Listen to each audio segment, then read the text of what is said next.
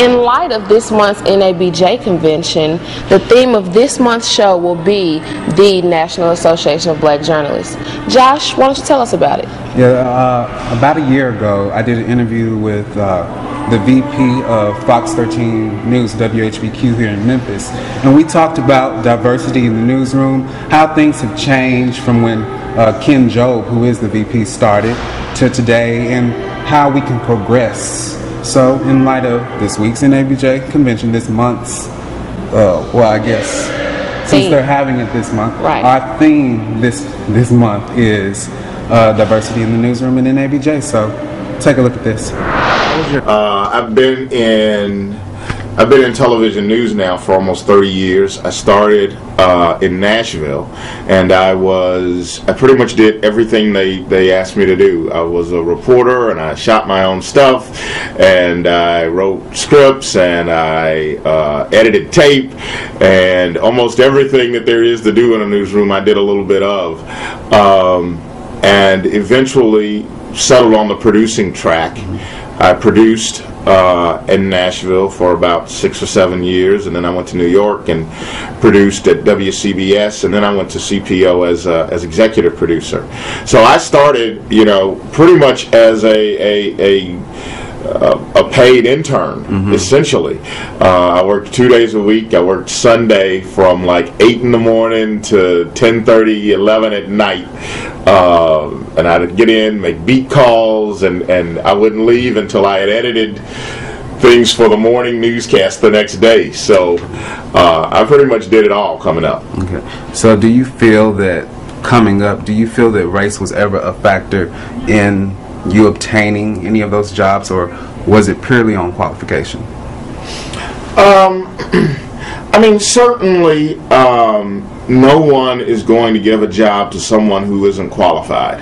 That's just not going to happen. There aren't enough of us. If they do, I think they're making a very big mistake. But it would be, some of the contacts that I made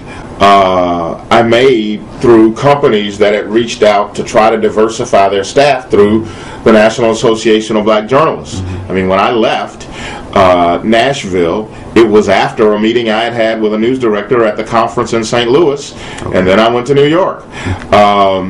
Had CBS at that time not had a sincere effort to want to diversify, to send people to the conference and to the job fair, chances are I probably would not have gotten that job just sending a tape in and letting it sit on a stack with other tapes.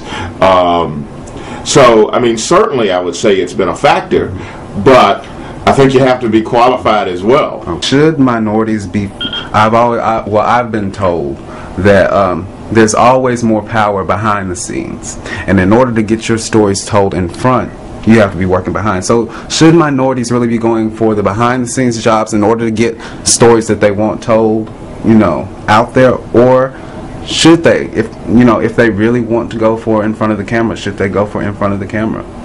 Well, that's a motivation question. That's a question that you have to ask yourself about why you want to be in this business. Clearly, if you want to tell stories that impact your community, that mean something about your community, that shine lights on problems in your community, or uplift things in the community that people may not know about, clearly behind the camera is what you should think about doing, and that's where you should really think about going. The problem is, while a lot of people would like to do that, they also want to make the money. And it's on camera, which is where the big money is. It's, in a way, it's almost like professional athletics. The coach runs the team, and the coach sets the plays, and the coach tells you what to do, but it's the athletes that make the money. And at the end of the day, if it's the star athlete or the coach, 9 times out of 10, it's the star athlete that's going to be kept. To say that people shouldn't try to, people shouldn't go in front of the camera and try to make as much money as they can, I can't say that. But I can say, if their motivation is what you just asked me about, then they should think about going behind the scenes. What is your your overall advice. I want you to talk to NABJ members. Your overall advice for a journalist trying to get into this field. What? Yeah, my overall advice is to be knowledgeable and passionate. Okay. Have a passion for knowledge, and want to impart that knowledge, and and don't stop and don't take no for an answer if this is truly what you want to do. If you get knocked down once, get back up, and if you get knocked down again, get back up again, and know that what you're doing is the right thing, and just stand by it. Okay.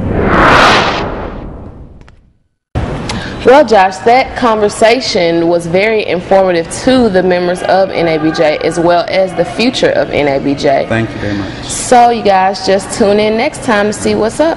For the conversation, I'm Joshua Bolden. And I'm Jasmine Van.